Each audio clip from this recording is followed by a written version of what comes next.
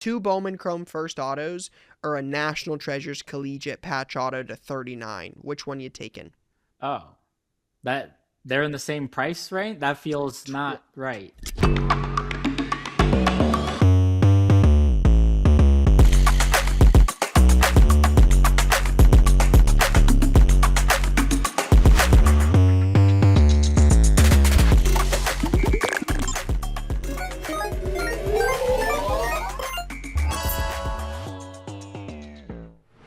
All right, what's going on, guys? We are back.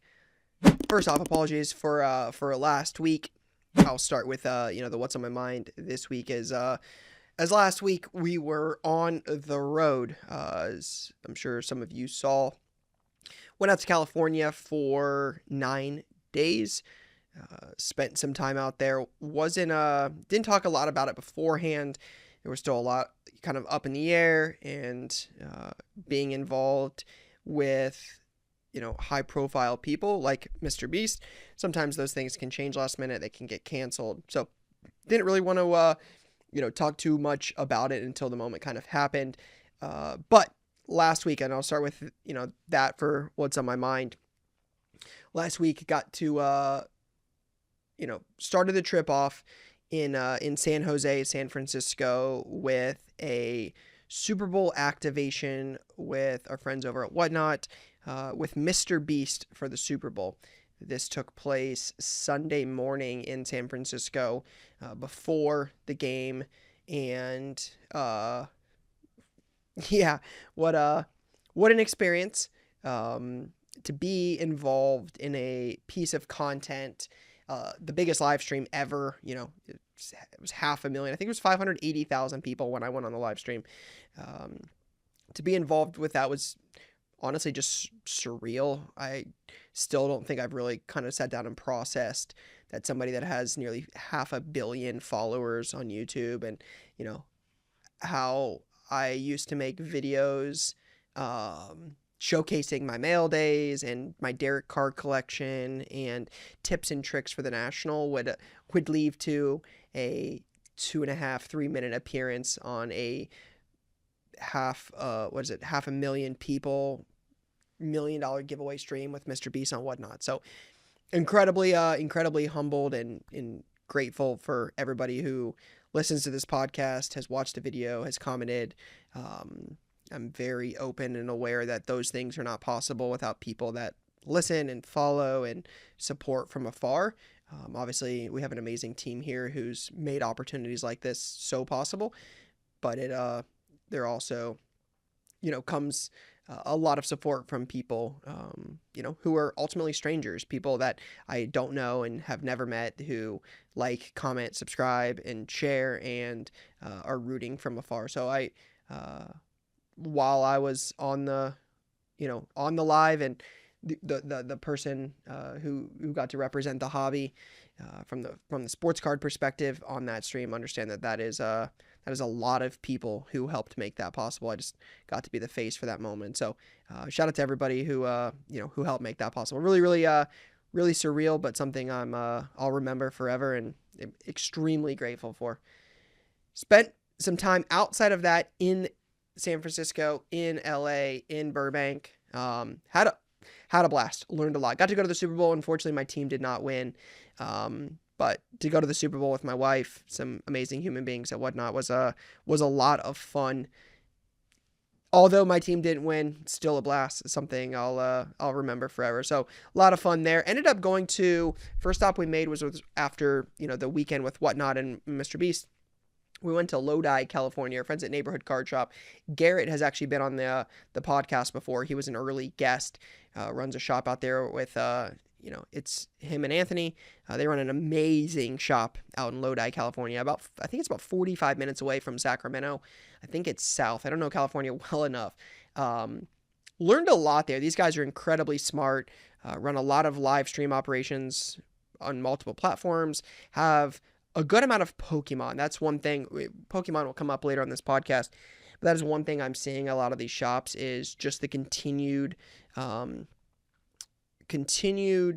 growth of offerings at sports card shops with TCG and non-sport. We've seen it a lot over the last 12 months, and I think it will continue to be a bigger and bigger part of trading card shops. So got to see a lot of that and how that works. Yeah, I just had some really, really good value boxes. We filmed some content that's coming soon there. It's always fun to go to these shops to catch up with amazing people and like-minded individuals, but also to learn and what can we take back from, California to Columbus to make our shop better and our customers experience better. So took a lot away from those guys. Flew out of Sacramento to Burbank. This week was insane.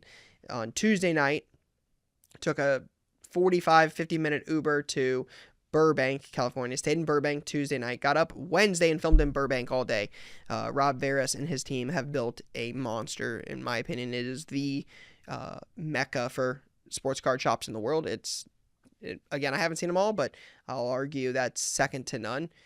Rob is always extremely gracious when we go out there. He's very, very kind with his time. He's very, very open about sharing knowledge and experience and his feedback. And I'm always grateful for, someone that's been doing it as long as he have. I'm always grateful to get that time and to be able to pick his brain. That store is a behemoth. The way you can search for inventory on their tablet computer systems near the front, the showcases being sorted by Football Raw and Graded and Vintage and TCG and Marvel and Disney and just everything they have. It's very, very very detailed, but the selection is amazing. Wax, value boxes. I could have stayed there for multiple days. We only got one full day there, but man, got some really cool content, some stuff I'm excited to show. So that was a lot of fun. Ended up in Ontario the next day. Got to see our friend Stephanie Mama Breaks, film some content. Ultimately ended up at a Lakers game. Got to go to Lakers Maps. I really thought we were going to see Cooper Flag and LeBron James in LA at Crypto.com Arena, and Flag got injured the night before and was like out and was going to miss the Rookie Rising Challenge or whatever it's called. So unfortunately, we did not get LeBron and Cooper Flag. We did get to see LeBron drop a triple-double as the oldest player in NBA history to do so. So that was pretty cool. Sat behind the basket, had pretty good seats. So yeah, a lot of fun. Again, kind of like the Patriots winning the Super Bowl. Wish it would have been a little different, but still a unique experience. Never been to Crypto Arena, so that was cool. And then spent most of the remaining time at the West Coast Card Show. We had been to the first one when it was like the Burbank Card Show way back in the day, and this time it was again, it's turned into the West Coast Card Show. This show is it's a big card show. It's very, very impressive. And I don't mean that from like the dealers and that. I mean it more from like the setup, the logistics, the lighting, the cleanliness. The show is very, very, very well run. Jay and his team do a phenomenal job on that show. They were very hospitable to us. It was a very enjoyable experience. They have a good amount of staff to guide people in through the door, and you go through security, and like it just everything is very nicely run. I was very impressed, again, for the first time being out there, since that show has really gone to a whole nother level. We'd always been told it was one of the best in the country, right? We've done hey, these are the best card shows we've ever been to, and it's the Dallases, it's Shipshawana Card Fest, it's we've been to the Expo in Canada, we've been to Culture Collision, and Grove City Card Fest. Now we've been to a lot. Hadn't been to that one in a minute, and it was it's harder to get out there for us. It's usually a lot of flights, but it was a good time. I hope we can be back at that one soon. So definitely a fun one. But yeah, 9 days on the road out in California. Have a lot of content coming to the YouTube page very, very soon. Got a podcast, and Rob will be on the podcast before too long. So I think that will drop, here shortly. So yeah, that'll be cool. But yeah, shout out to everybody who followed along. That was a special couple days. Speaking of special days, one coming up this weekend. Obviously, shamelessly, we'll plug this for our shop, but this is going to be more hobby-wide. Topps Hobby Rip Night is this Saturday. Now, mind you, this is something, when you think of some of the cooler things Topps has done over the history, since Fanatics acquired them, some of the cool things they've done.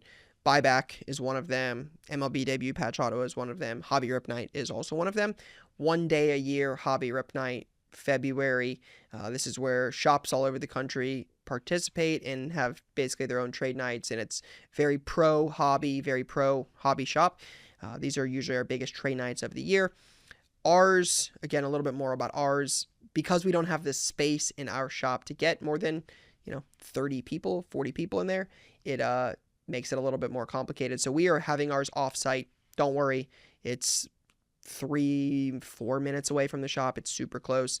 It's less distance than the Grove City Card Fest is. It's really like 2 streets over. It's at the Beulah Pavilion, 3700 Glacial Lane. Again, if you're local here, that's 3-4 minutes. It's super close. We will working on free food, door prizes. We have some cool stuff planned there. Plenty of giveaways, lots of Topps product, Zion cases, and more. I will be there buying I don't know if we'll be selling. We'll probably be selling some like boxes and stuff like that, but mostly buying and filming some content. Have some special things in the works for that. So excited for that. But that is this Saturday, February 21st, 5:30 to 8:30 p.m. Eastern. Again, 3700 Glacial Lane this Saturday. So excited to see what everybody's experience for Hobby Rip Night looks across the country. But if you are local, come check ours out. And then while we're on the topic of Topps, big announcement from Topps. Right as Series 1 dropped. A 52 Mickey Mantle has been placed in the product inside a random pack.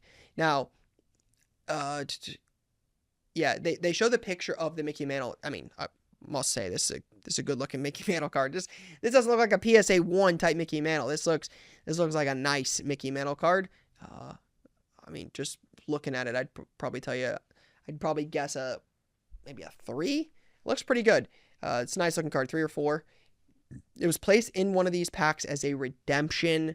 What a cool chase to put in a product like this, especially a product like Series 1. Series 1, Series 2, Update. Those products are Topps' flagship products. These are mass produced. They're in convenience stores and Dick's Sporting Goods and hobby shops and on the website. These are not limited edition releases. This isn't Cosmic Chrome or a museum collection. This is a mass produced product. I would imagine Topps' biggest print runs of the year. So it's cool to put product like chases in products like that. Imagine somebody buying a blaster box and hitting a 52 Topps Mickey Mantle. That's worth 6 figures. These cards are on fire. I didn't realize how high they had gotten. I don't know if most people are aware of that. Obviously, the market has been, heading in the right direction for, I would probably tell you, post-National, post-Fanatics Fest. PSA 1s are being traded now at or near $40,000. I heard somebody moved one at the West Coast Card Show as a PSA 1 for north of $40,000. Last couple sales we can find on Card Ladder, January 3rd, $43,000. January 17th, $40,000. There's a $39,000 sale. These are, when I was buying a couple of these, I bought a set in September of 21. They were about 26,000. They've been under 30 for as long as I can remember, at least when I was buying them. I bought one in like March. Again, these are cards that like to buy and throw in a safety deposit box and, hopefully, give away to my son one day. PSA 3 in November, $72,000. I think that Brian, search the PSA 4.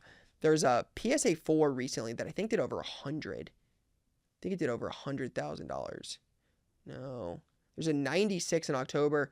Brian, check PSA 2. Hold on, we're looking on Card Ladder right now.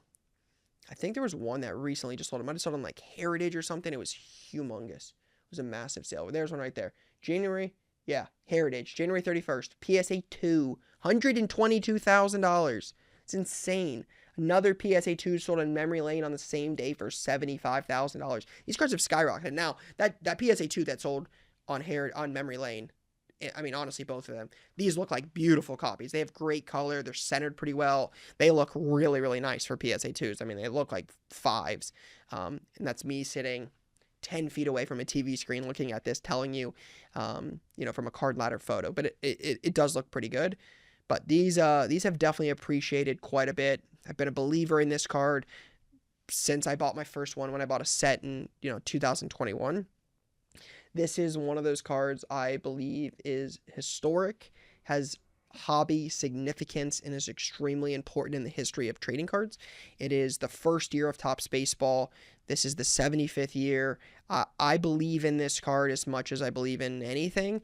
Um, I, Obviously, and this is where I would love to get a vintage expert just to be able to explain more of it to me so I can understand it more, because I'm a believer in it with what little I know about, you know, the set not doing well, and some of the history of the early days of 52 tops. But I know very, compared to, I'm sure, vintage expert, I know very, very little. But this is that card I look at it when I always said when I was a kid and I said, what is the one trading card I would want to acquire? It was always 52 tops Mantle for me. It was always like that was the card.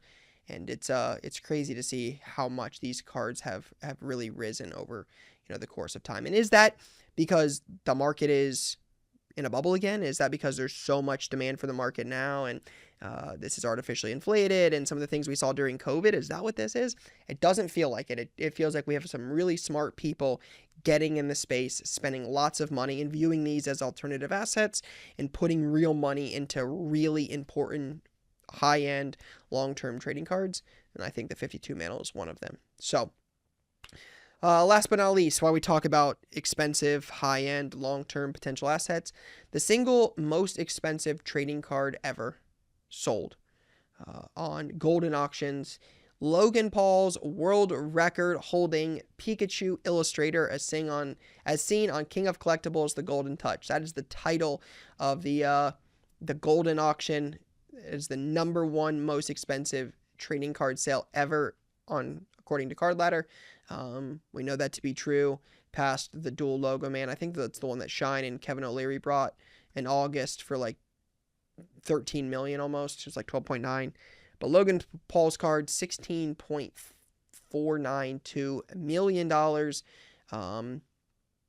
Yeah, an insane card. I'm not going to sit here and tell you like, oh yeah, dude, I know all about the Illustrator, why it's rare, why it's good, why it's cool. No, nothing about that. I view this from like a hobby perspective, and I talk about these a lot. I think when opportunities exist for headlines around money and interest and demand in the space, that is a win for people that are in the space. That is good to 10x the space, to get more people in, get more collectors, bring more fans, whatever it may be. Sales like this bring that kind of attention. They bring scrutiny as well, and I'm sure other things, but definitely don't mind titles like that when there's a $16 million sale on a trading card in the public space.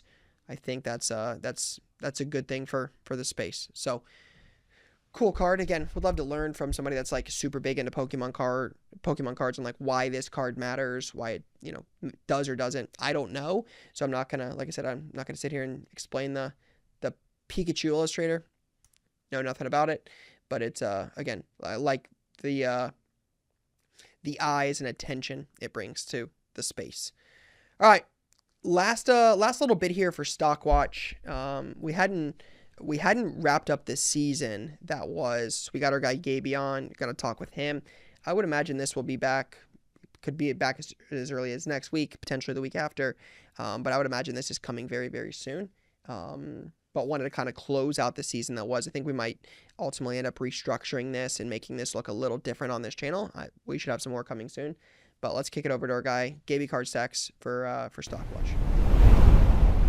Ladies and gentlemen, we are back. Stockwatch finally returns. Been a few weeks, but we are back to recap the season that was and to look ahead.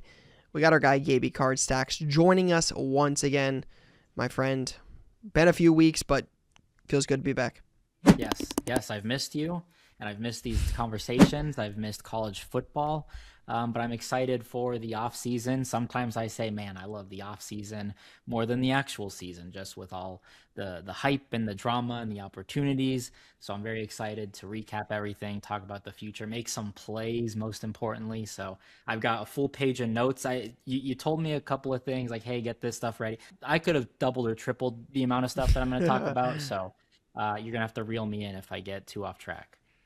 No, I think that's, you mention the plays in the offseason, and I don't think it's crazy to say that I would argue there's just as many plays off during the offseason as there is during the season. Like, I'm sure we'll get into some of those conversations around who's going to, who we're keeping an eye on going into next season.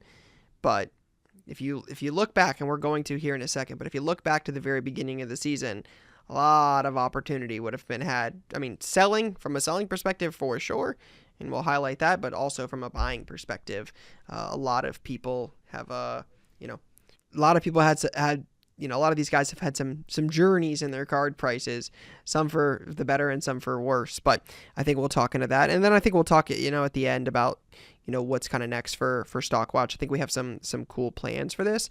It might be in a little bit of a different format than you currently see it every week, so might be another week or so. We'll see kind of how quickly this comes to fruition, but some exciting things in the works. So I think we want to start today with Stockwatch, right? That's what we start every one of these episodes with. Who's up, who's down.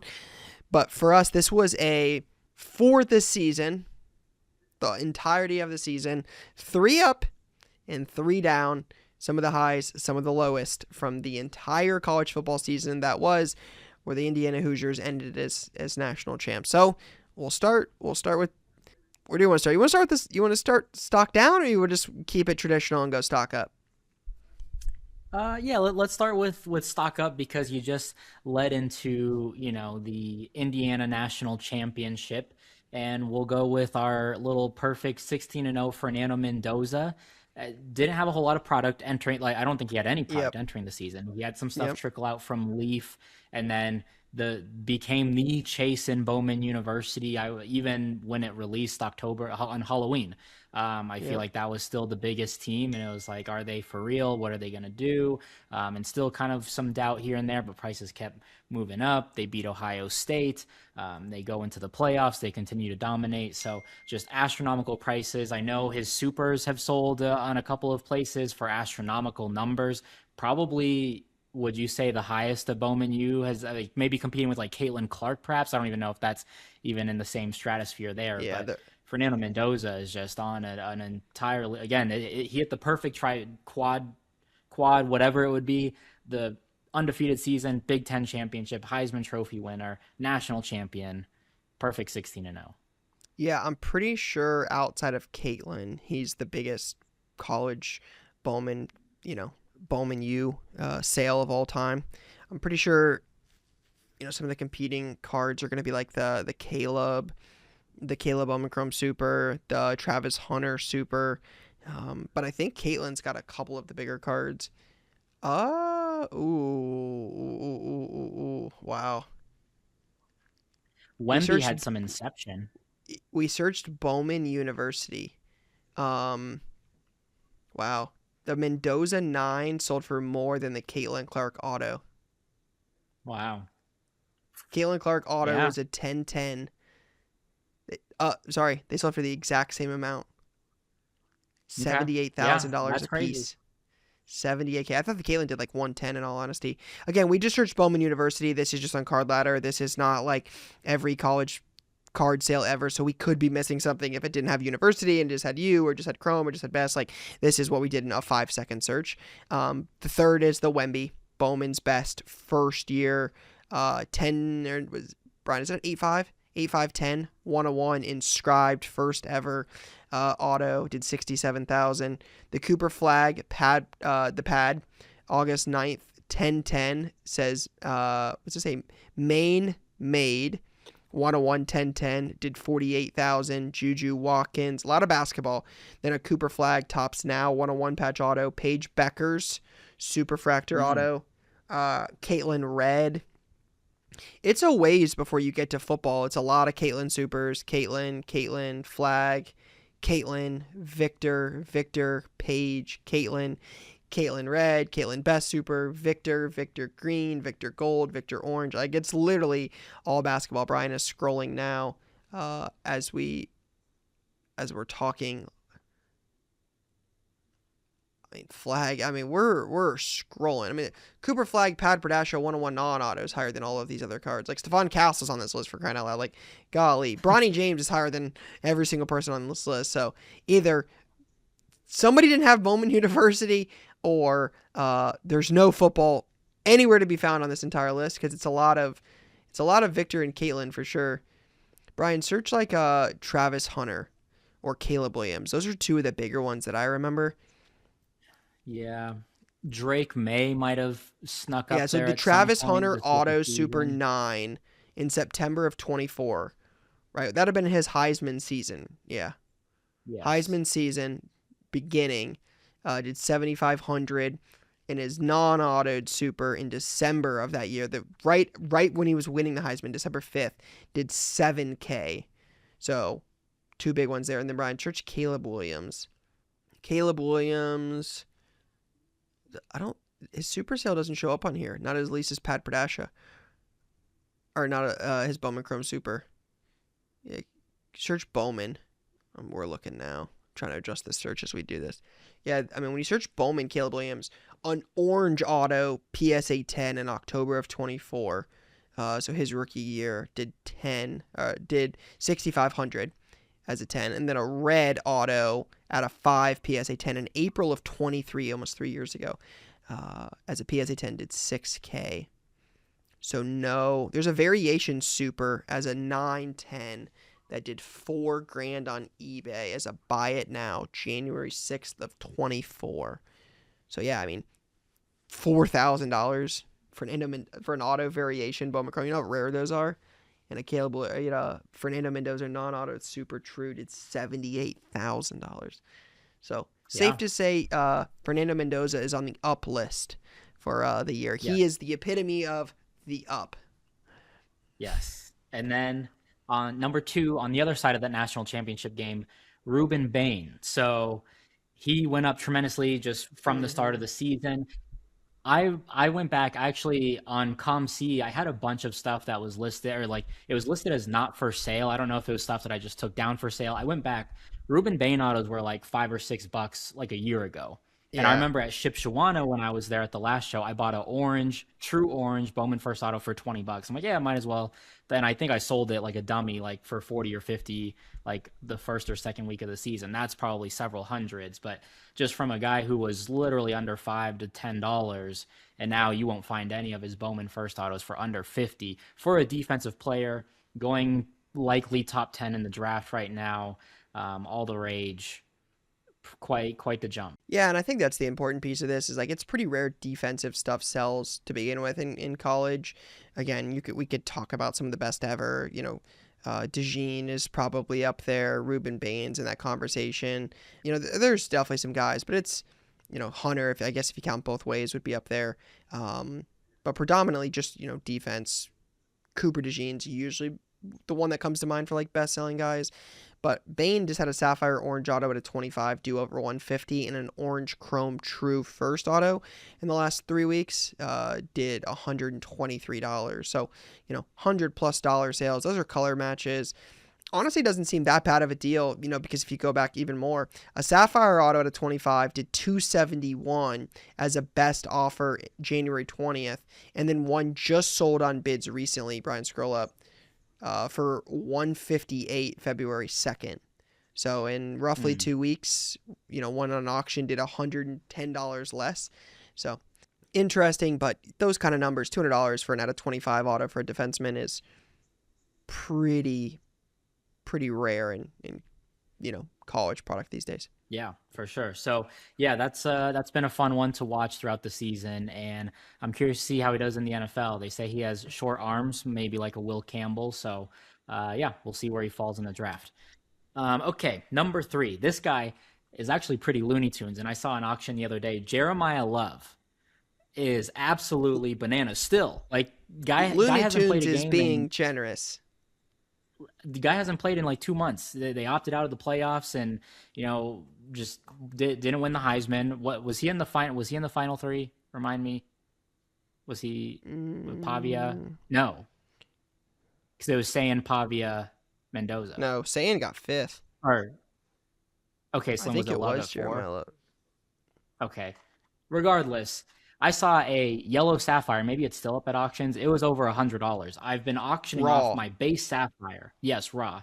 I've been Yeah. auctioning off raw base sapphires for $20. His X fractors are doing 15 to 20 bucks. His refractors are doing 10 to 12 bucks. $4 for just a simple base card. I mean, his stuff is just Looney Tunes. There's no other way to put it. Yeah, yellow at eBay ComC auction just did 117. You got pink lava Bowman Chrome, right? That did $20 at bids. Again, Wow. sapphire yellow. Yeah, there's that one. You've got CG. Was that CGC 9? Yeah, CGC 9. Fuchsia auto to 150, just $186. I mean, Bowman Chrome first, every bit of $5. Yeah, I mean, this is, I think the interesting thing about Bane and Sapphire, I mean, $25 consistently for base cards. That's gotta be top 5 best selling right now, right? I would imagine that's gotta be top 5 of all people ever. Yeah. That's pretty big. Brian found an orange. Here we go. Orange True, non-shimmer, non-sapphire, True Auto Orange PSA 10, $1,100 almost. It was like $10.96. I think the thing about the list is Love and Bane are not a surprise to those that watch college football. Those guys' expectations in August were they would be the real deal, potentially the best in their class at those positions. These are not guys that came out of, nowhere. And it's not that Mendoza came out of nowhere, but Indiana had one really good year. What would they do with Signetti? Was it a fluke? Like, Cal transfer, the expectations weren't, necessarily as high as like Jeremiah Love and Ruben Bain are like, these are elite. We knew what they were. They should be this. And again, that's not to take anything away. These guys are up still from where they were. And we're going to see some guys in the other list that were like up, that they're not up anymore. Let me tell you, they're way down, tremendously down. But these guys would have probably been, honestly, pretty high in the beginning of the year for like, who we're keeping an eye on at running back for the beginning of the year. It would have been Jeremiah Love.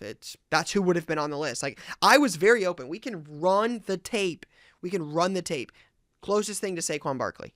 Dude's elite talent, best running back in America. We can go back to the early weeks, right? We can go back. I talked about this. I think he got 4 carries in one of their first 2 losses, A&M or Miami. And A&M, was it, they lose to Miami? Yeah, A&M or Miami. Yeah. And I was like, how do you get one of the best players in college football, the ball 4 times? Like, you got to get this guy the ball. He's elite. He's a real deal. He is. And his stuff matches that for sure. You're going to tell me he's going to go what? Top 15? Probably going to go top 15 in the draft? Yeah, hopefully 10. I've seen him mocked as high as 9, I think. Yeah, I'd say 9 probably feels right. Maybe 7. Somewhere around Yeah, there. I mean, I think we talked about it last time we talked about Jeremiah Love. If you ranked all of the guys in the history of, that have had any Bowman Chrome card in college football in the history of, since they've been doing this, 21, 22, 23, 24, 25, right? 5 years. I would argue Jeremiah Love right now, rank them all, is a top 5, if not, worst case scenario, top 10 all-time selling guy. All-time. Mendoza's number 1 right now because he's here and now. Here and now. And maybe Caleb would have sold for more during that time, or Hunter would have sold for more during that time. An orange auto PSA 10 out of 25 doing $1,100. Brian, let's try that. Search Bowman Chrome. I want to see this. Who else do you think's up there? Bowman Chrome orange to 25 PSA 10 auto.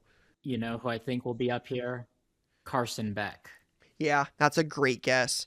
I would imagine that kind of sale, Stroud, Caleb, Bryce Young, honestly, Anthony Richardson, Shadur. He could be up there. I was thinking about those first early year guys. Shadur, Drake May, Bijan could be up there. Ooh. You know what might You got to be a think the crazy guys that one? were good and had fanatical like college followings. Bijan, Yeah. right? Like that's a big one. Like great running back, elite prospect, and Texas sells incredibly well. Maybe not quite up there, but a sneaky one, Brock Bowers. That's another great one. Brock Bowers sells incredibly well. All right. That 21 class was crazy. The highest one is the Caleb at 3,500. Um, there's a Bryce Young in April of 28, 2,400, 1010. It's a Hmm. lot of Caitlin, let me tell you.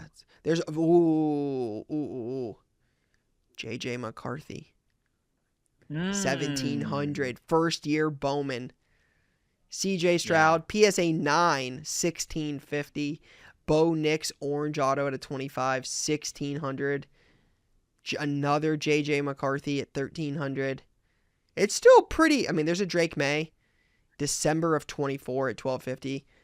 It's probably a Now little that bit better that now. Bo Nix was the Bo Nix a 21 or 22 or maybe 21. 23? Two 21s. There's a Mm. 21 Shimmer that did 1245. That's crazy. That Yeah, but 21 class again, was insane. yeah, for sure. Yeah. I mean, Bijan, Stroud, Bryce Young, Bo Nix. That class had some dogs in it. Jackson Dart, PSA 10, May of last year, $1,000. Mm. Travis Hunter, Orange Shimmer, PSA 10, 1025. But that shows you right there for sure what kind of company Jeremiah loves in. Those are Heisman Trophy winners or quarterbacks for the most part. That's a big sale for a running back. Yeah, Cade Klubnik. I'm sure we'll get into that in a second. Shadur is up there, 999. For a Shimmer, $1,000. DJ Lagway to 25, 952 at auction first week of this season. So yeah, Jeremiah Love, elite, gonna continue to sell well for the short term, especially until he gets pro stuff. But just for the sake of time, we got a lot to cover. I know we gotta get to the sad part of this list. Stock down. Who do we Yeah. have this for the season? I think I might have mentioned a couple of these names. You might have, and these were three of Gaby Cardstack's biggest purchases in the off season, along with Jeremiah Love. But nonetheless, we're gonna start with Cade Klubnik.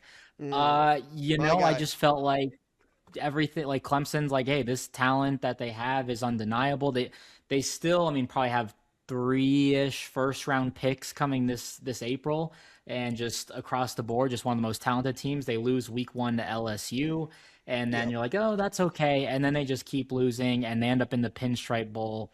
And yeah, just not good for Cade. And I only bought into Cade myself because I'm like, oh, I think they're going to go undefeated. It's the ACC and just the LSU test. But then, I didn't really love it for the draft. But now it's like, all right, now I'm hoping we can get some draft hype here going Mm-hmm. into this process. But I really thought like, hey, Clemson and Texas in the national championship game, and I might take Clemson there.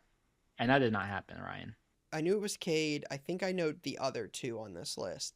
And I think two of the guys on this list, if memory serves me correct, two of these guys on this list, if you rank all the people I had the most inventory of and who I was most ambitious on going into the season, two of the people on this list were really high on the list.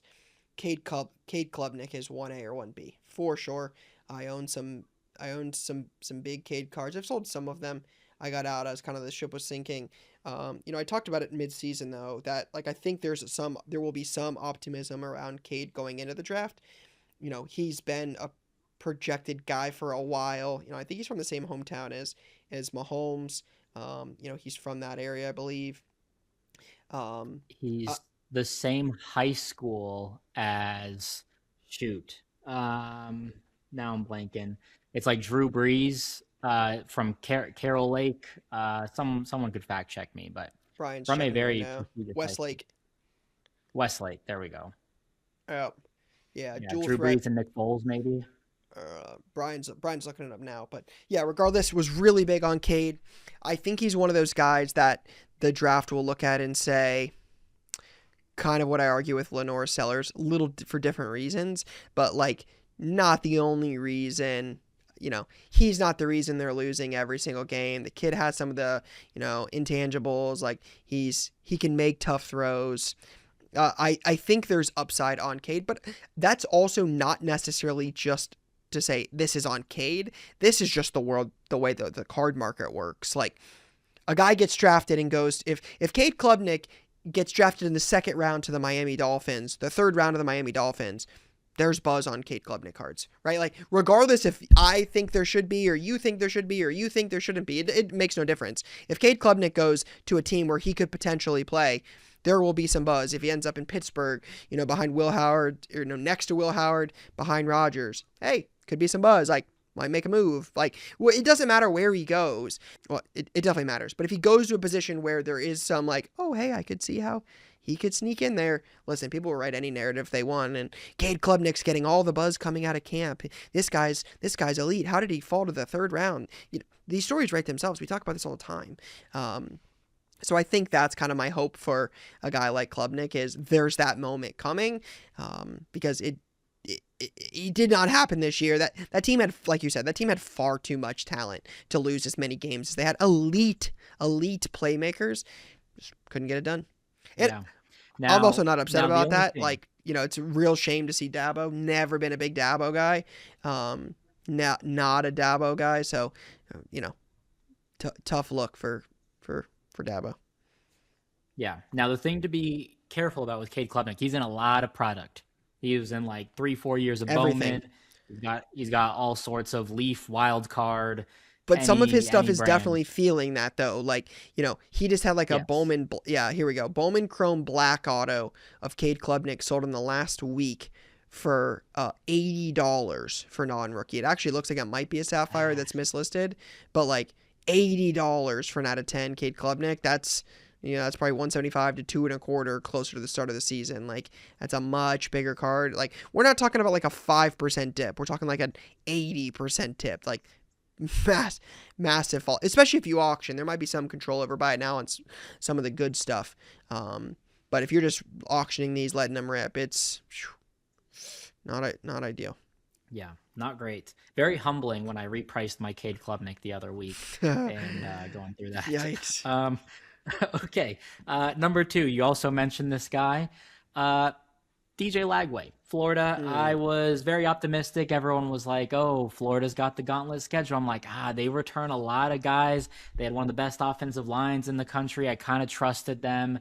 And they lose to South Florida early on, and it just kind of goes on from there. And just one of those guys who just had all the hype. His base autos were like $200 or so, just very, very limited number of product I felt like he was in, although I guess he did have some other Leaf stuff. But I guess his Bowman autos are like a little, like his fuchsias are like to 99 or something. His greens are to 75. He was lower numbered than most.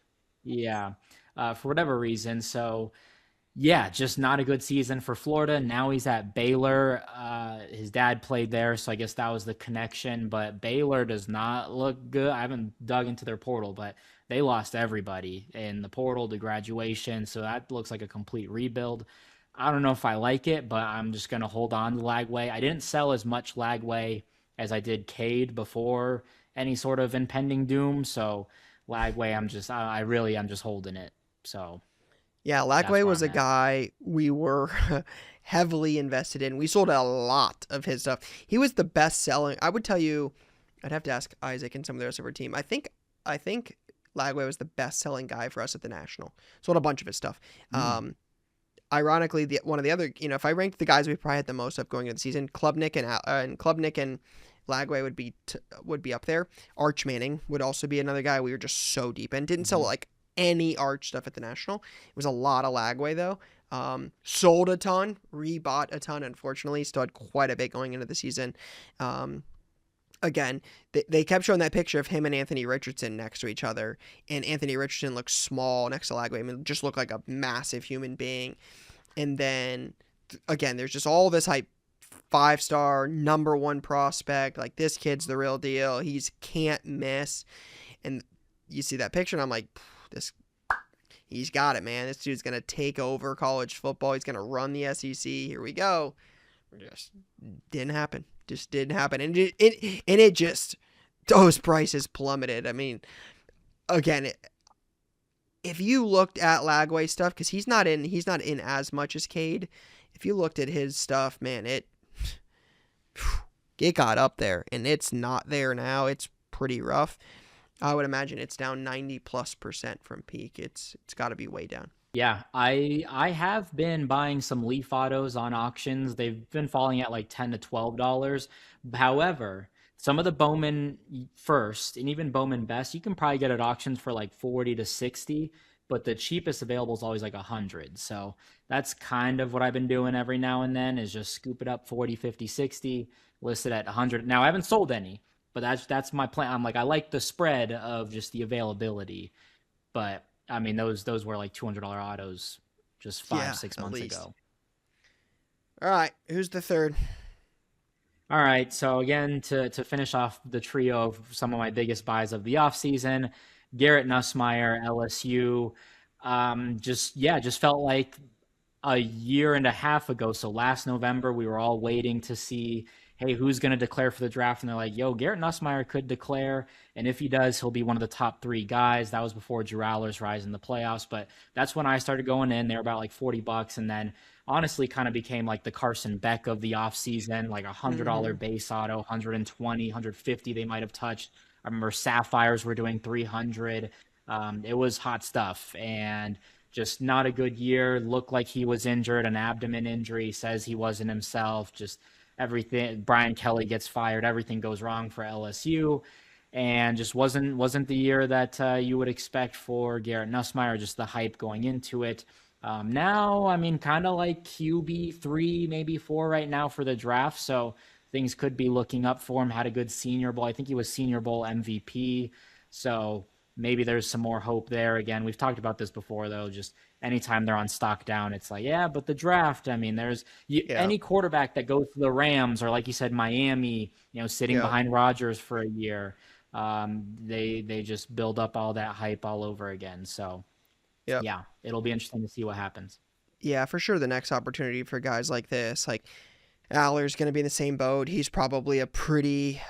He would probably be like honorable mention for this list. That those guys I Hmm. think are in this category the most.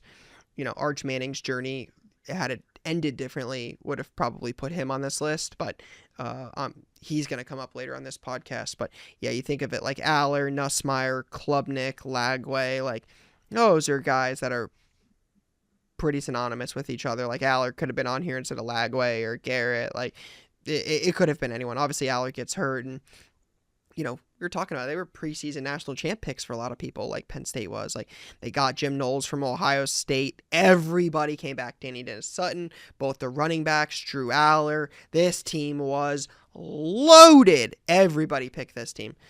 I mean, they didn't do anything. They did nothing, nothing at all. Like it was.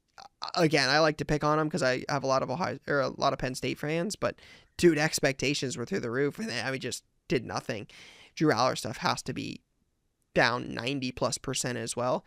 And you just have to look at it now as like the next opportunity to sell these guys is in the draft. It maybe leading up to the draft, especially if there's talk like a guy like Nussmeier's like, oh, hey, he's moving up the draft boards, had a good pro day, you know, measurables were good at the combine. Maybe that makes sense. But it's not from the season that was for a lot of these guys. It didn't go as planned. Yeah. Although Penn State almost beat Indiana. That's maybe their Hang their bright hang spot. the banner. Hey, yes, almost beat Indiana. Hang I'll the take it. banner. Yep. All right. So we're gonna do a couple little segments here. I think this will be fun. Um, Gabe and I have to sit down and kind of discuss a little bit of like where these next episodes go and like some of the changes we're making. So I figured until we can kind of get that finalized as we close out this season, we want to kind of look ahead. And we'll get into these very very soon, and I anticipate some breakdowns coming. But we thought as we close this episode out, 5 guys we're looking at for the start of next season and 5 guys for the draft. And this is not going to be Fernando Mendoza, Jeremiah Love. This is not 1 through 5, right? In terms of Mel Kiper's best available. This is a little bit of anybody and everybody, and we wanted to kind of get that mix. So I think since the draft is first, we'll start there with the 5 guys we're kind of keeping an eye on as we head into the NFL draft. All right, yes, I've got 5. I had 8 on my list, but you made me trim it down to just Eight's light 5. for At you. least I know. But yeah, I definitely could have gone deeper. But yeah, we'll start it off with Jonah Coleman, Washington running back, one of my favorite players. He's kind of like Cam Scattaboo light for me, just runs angry, just a little bowling ball. He's like 5'9, 229. I think he had 1,000 yards last year at Washington. Kind of banged up. There was some mystery with him this last season and why he only got like 2 or 3 carries to end the season. His autos, Brian, at release were probably 20, 25, and they've slowly dropped down. I'm sure you could get some auctions at 10, 10 11, bucks. $12 for a base auto. And yeah, I don't think that's a bad play in a weak running back draft class. You've got Jeremiah Love, and after that, you're like, all right, maybe it's Jadarian Price, maybe it's Jonah Coleman could be number 2 running back. And you know how like people love the like fantasy football rookie drafts and stuff. They're like, oh, this guy's got the elusiveness rate and all these advanced metrics that all these nerds make up that like people will love and be like, oh my god, use him for your first round dynasty pick, and like this guy's gonna take over, and then they go to the right spot and all of that. So yeah, just it'll be interesting to see. I mean, he could be running back too, and his autos are as low as $10. So And for didn't me, one I'm of the just like, Penn you know what, State Nick. kids break a leg or ankle or something? Yeah, I was just gonna say Nick Singleton unfortunately broke his foot at the Senior Bowl, which is unfortunate. Mm. Katron Allen is there at like the 4 spot or so. Mike Washington at Arkansas is kind of jumping up boards. Jamari Taylor from Virginia is moving up, but yeah, I feel like Jonah's kind of in that 2-3 spot, and his autos have dropped since product release. I mean, $10, like you said, I want to point out quickly. You love this Washington offensive trio. You've loved this offensive trio at Washington all year long. All year long, we had to hear about Williams and Boston and Coleman. That team didn't even win the Battle of the Real UW. No, But yeah, Jonah that was Coleman, yeah. So some talent there, and the cool thing about Coleman is he is in both. He's in Bowman and Panini. So there's NT Collegiate, there's Prism Draft, there's Bowman Chrome U, like there I believe he's in Sapphire, there's Bowman's Best. Like Jonah Coleman, like shout out to my guy. He's getting paid to sign autographs these days. He's not scared to sign, but he's in everything. So I think there's opportunity. Like here's a question. 2 Bowman Chrome first autos or a National Treasures Collegiate patch auto to 39. Which one you taking? oh, that they're in the same price range. That feels Tw- not right. $20 and $20 even. 2-color NT patch auto to 39, and Bowman Chrome U first. Last two are $10.01 and $10.50. That doesn't seem right at all. Why didn't we see this auction, Ryan? What are we doing? We got to I go buy some NT now. I don't know. Just asking you which one you prefer, but it sounds like you might prefer the NT. Yeah, I would assume at least like that's like a 40, 45, $50 card. Well, sounds like you might At know what your next least. play is then. Yeah, shoot. All right. I'm going in. Yep, All right. sold on Uh, auction. okay, interesting. Yeah, I mean, to be honest though, I never check for national treasures. Why I don't know. But I have been getting into Prism draft picks lately. Maybe it was your big bonanza where you ripped a case, and I was like, okay, interesting. And then they've got some nice guys in there, and yeah, I think I'm in on Prism draft picks. Love Prism Draft. Yeah. Okay. All right. Next one. I'm going quarterback Talon Green, Arkansas. This is Mm, a guy that I've just believed in just from a pure metric size and like, hey, if you love Anthony Richardson and his size and frame and arm strength, if you love Joe Milton and his size, his frame, his arm strength, which is a play that I made last year, and people laughed at me and they're like, this guy stinks. And I'm like, no, this kid is gonna throw a 90-yard pass and they're gonna fall in love with him. There's gonna be all this hype, right? The stories write themselves. So my next guy is Talon Green. I just feel like he's 6'6", 239. He's mobile, almost 10,000 passing yards in his career, over 2,400 rushing yards. He carried Arkansas this year. They only won 3 games, but like put him on any other roster, Ryan. And please, they probably make a bowl game, but just Arkansas was so bad. But he carried them as much as he could. He's probably needs back surgery now before the combine.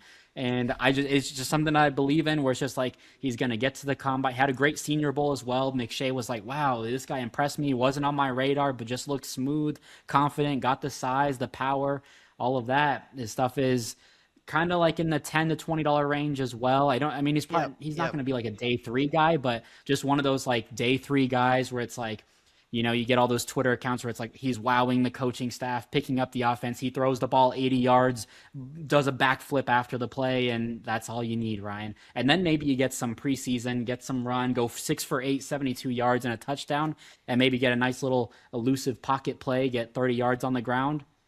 Yeah, Boom. escape, 28-yard rushing touchdown in preseason. It goes viral. We love Yes. those moments. And I think that's the thing is like this is not meant to be like these are guys to buy for the start of next college football season. Like this is just opportunity we look at and say, "Hey, these guys are talented. These guys have potential. These guys could get drafted earlier or go to a good spot and there might be an opportunity to play." This is not like, "Hey, go spend all of your hard-earned dollars and life savings on these athletes, buy a bunch of their cards and hope they go number 1 overall." Like that is not what this is meant to be. It's anything but that. But yeah, Taylor Green's one of those guys that's had moments before though. Like he sold in the start of this season. He sold at some point last season. Like his stuff has moved before. He's got sales like $400 or $500 for some of his better stuff. So he's a guy that's had some run before. Yeah, no, last year, very first game of the season, I don't remember who it was. It was like Savannah State went off for like 6 touchdowns, 600 yards. And that was when Taylor Green, really emerged. And he's always had those types of games in him. So, For some reason, yeah, I thought it was like I'm in Von on. Tech. He might have gone off on them too. I'm not shocked for sure. But week one, he did it to poor Savannah State or Alcorn State or somebody. Brian's pulling it up now. I don't see Von Tech anywhere on there. Brian, see if it was 24. I feel like I'm Yeah, it was 24. Brian. Go to 20. Yeah, 24. Top right. Oklahoma State. No, Oklahoma State. They lost in double overtime, and there's a lot of losses on that team. All right, yeah, 3,000 yards last year. All right, who's number 3? All right, number 3, Malachi Fields, Notre Dame receiver, but in his Bowman cards, he is on the Virginia Virginia. uni combo. One of my favorite guys. I was really high on him. I was buying him heavily. He's a big kid, 6'4", 225. Didn't really do a whole lot, and like he's good for 3 catches and like 60 yards at Notre Dame, but kind of reminds me of Carnell Tate. Like you could put a montage together of all his throws or catches, and you're like, holy man, and this guy's coming down with everything. He makes every catch, and so was a little disappointed that he got no hype during the season, but then really came out in the Senior Bowl. People are saying he could go late first round now, which I would have thought like maybe he's a day 3 guy, but now it's like, hey, he could sneak into the first round, probably a top 40, top 50 pick. Now his autos have Wow. gone up a decent amount. They were probably $15, $10 to enter the season. They're probably up to like 30-ish. So definitely a good little bump for the kid in the last month. Yeah, and this seems like one of those opportunities again. If he does what you think he could do, I think a lot of his stuff is inscribed. A lot of his Hmm. Bowman Chrome autos have inscriptions on them. I don't know if that's accidental or intentional, but I think most of his stuff has an inscription. It is obviously in UVA uni, but I don't think he did anything insane at Notre Dame where it would warrant like fans to remember like to care either way. And this feels like one of those guys that could be overlooked by the fact that the top 3 is elite and is going to get all the attention. Like somebody's going to love Makai Lemon, somebody's going to love Jordan Tyson, and somebody's going to love Carnell Tate. And it might be multiple teams, but like those 3 guys are like 1, 2, and 3. So outside of that, it's like, okay, who's next? And oh, hey, Malachi Fields. Oh, who's this kid? Let me find out more. Like Jordan Tyson, Makai Lemon, and Carnell Tate, who they are. Like those guys, most people know, especially if you're like in this field. I think Fields is where you get into like, oh, tell me more.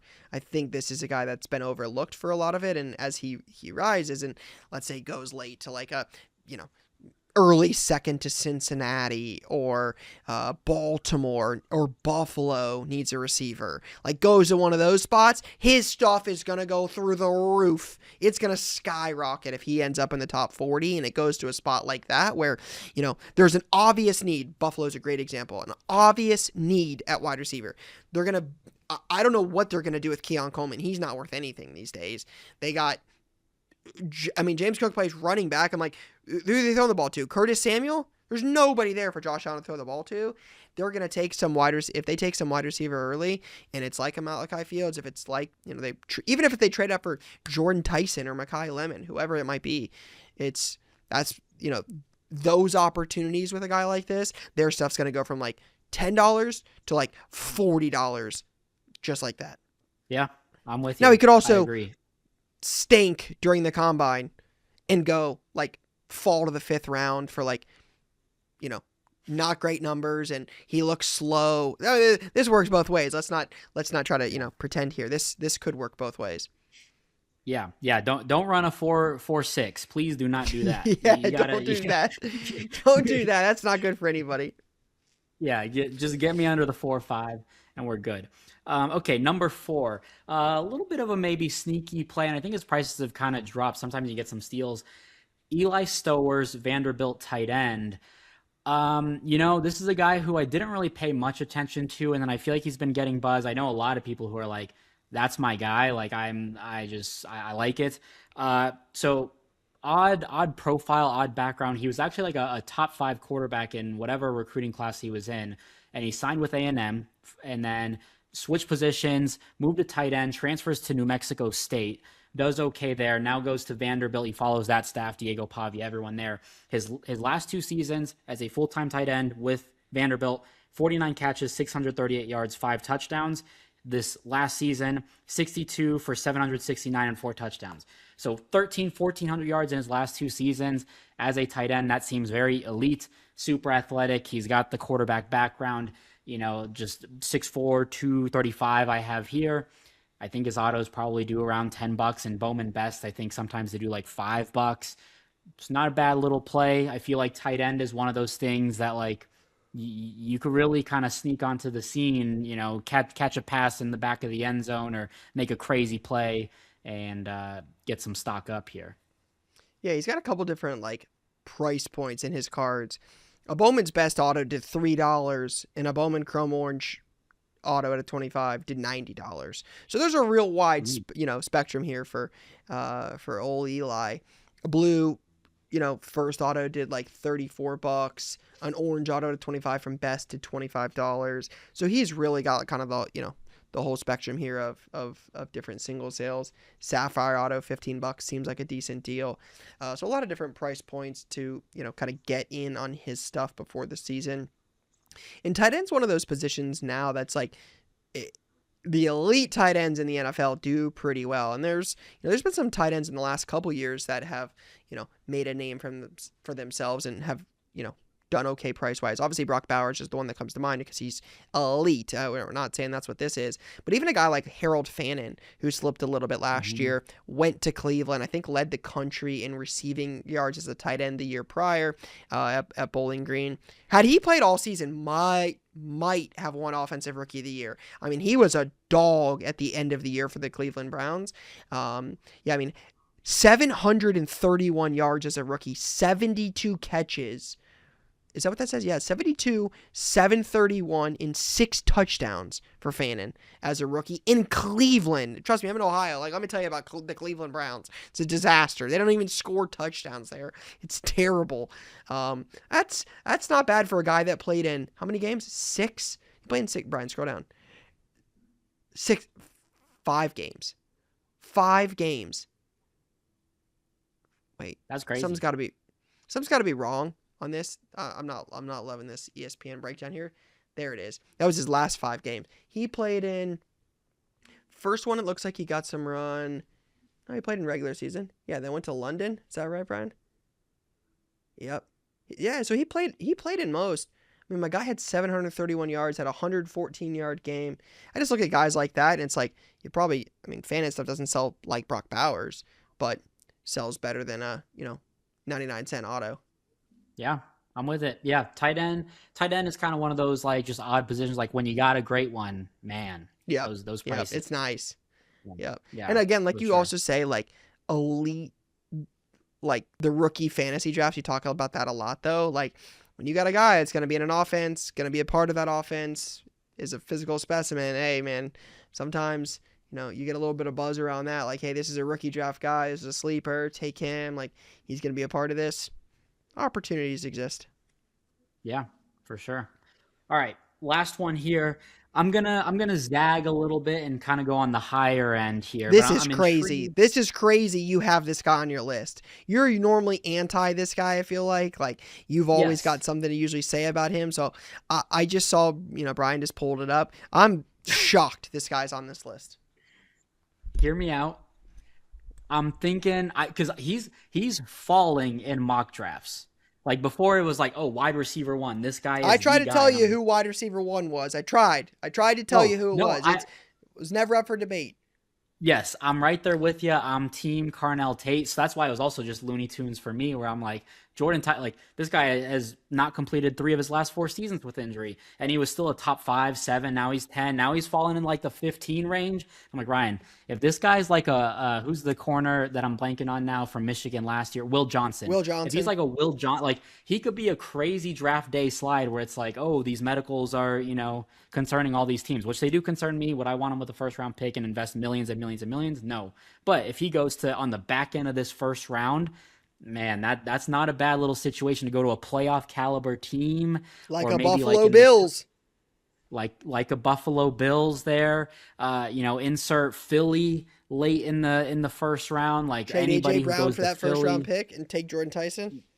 Kind of like the Shoot, man, Titans I'll did. take goes to New England. That's a great market. Get Drake May, somebody like I feel like he's gonna start slide. He's been sliding like a dozen picks in the last month or so in all these mocks.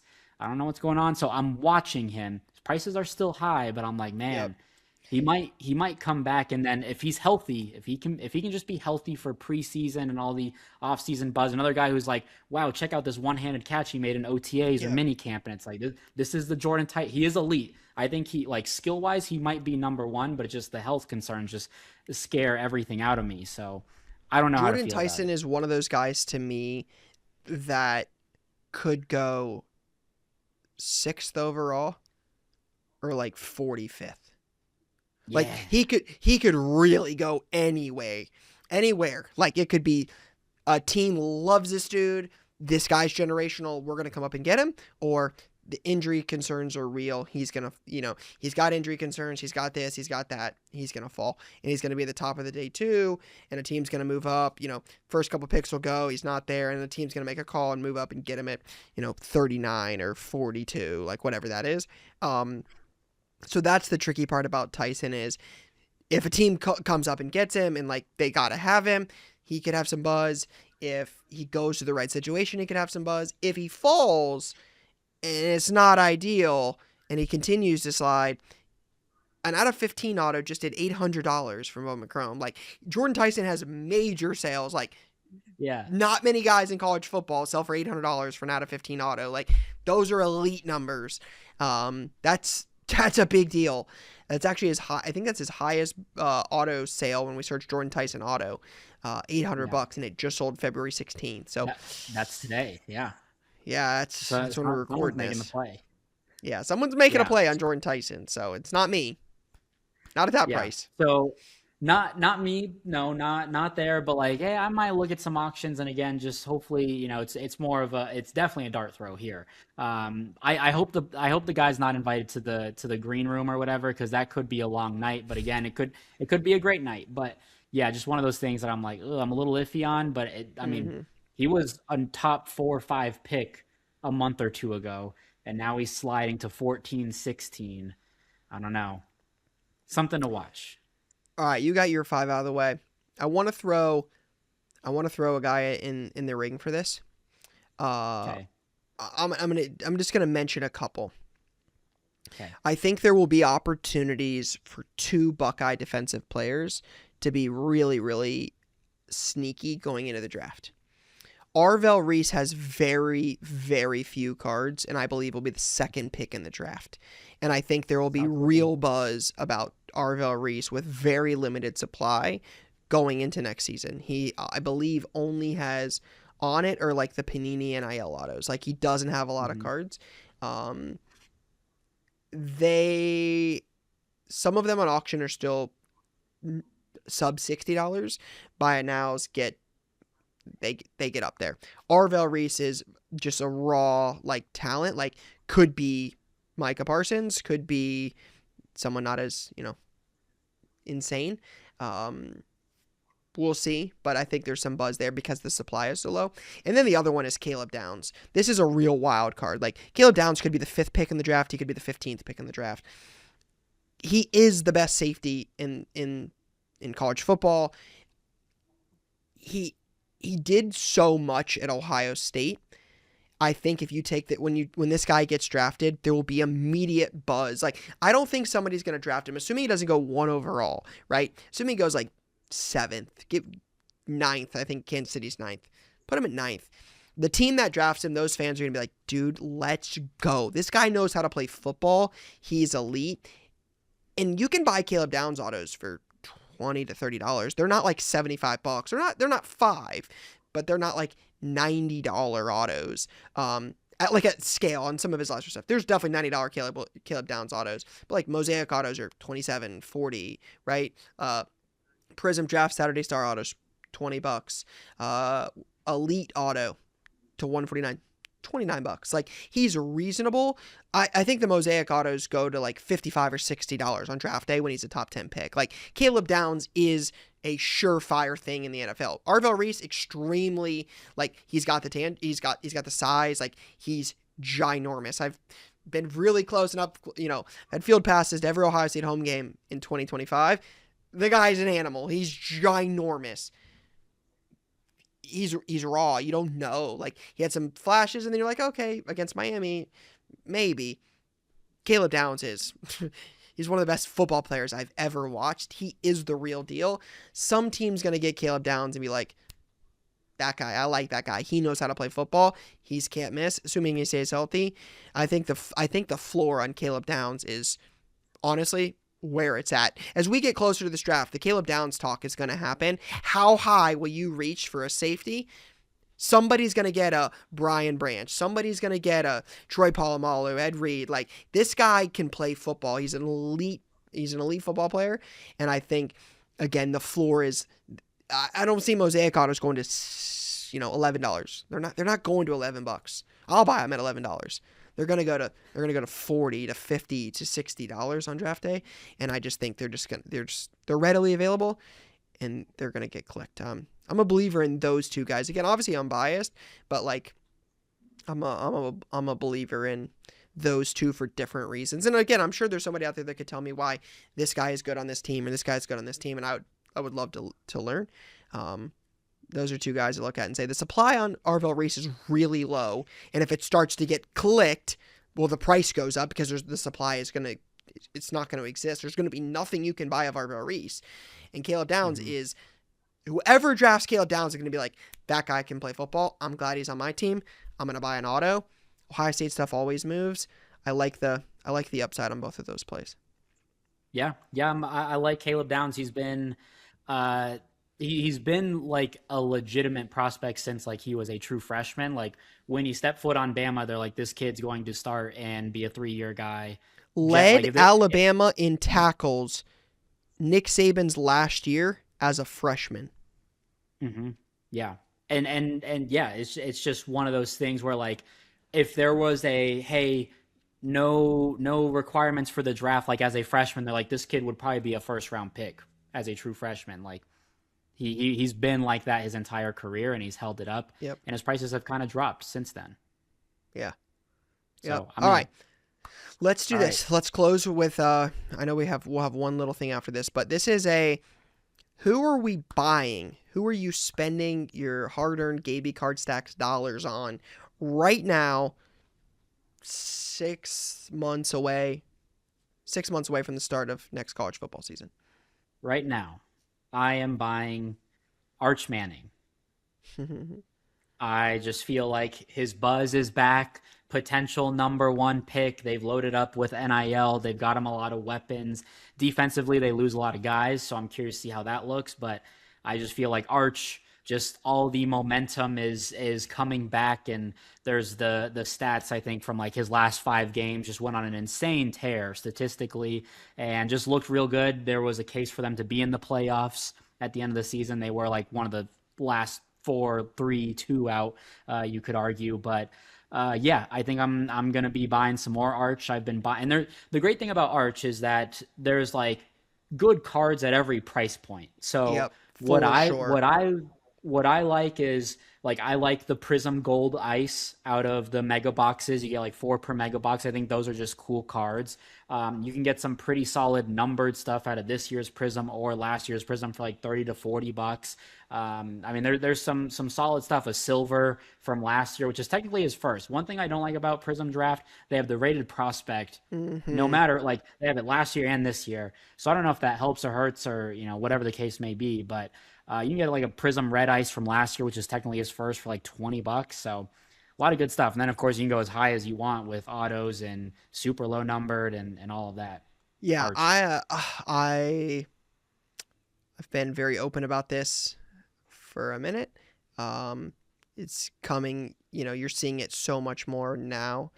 Um, the buzz for Arch Manning stuff, but the Monday before college football starts will be astronomical. It's gonna be insane. There was a lot of buzz this year. Arch Manning stuff has sold well since he's had it. He is a Panini exclusive guy. He's really been the face of college football product for Panini in an era where Topps has got Bowman Chrome U and Bowman Chrome U Sapphire, and Topps is trying to build a college football brand.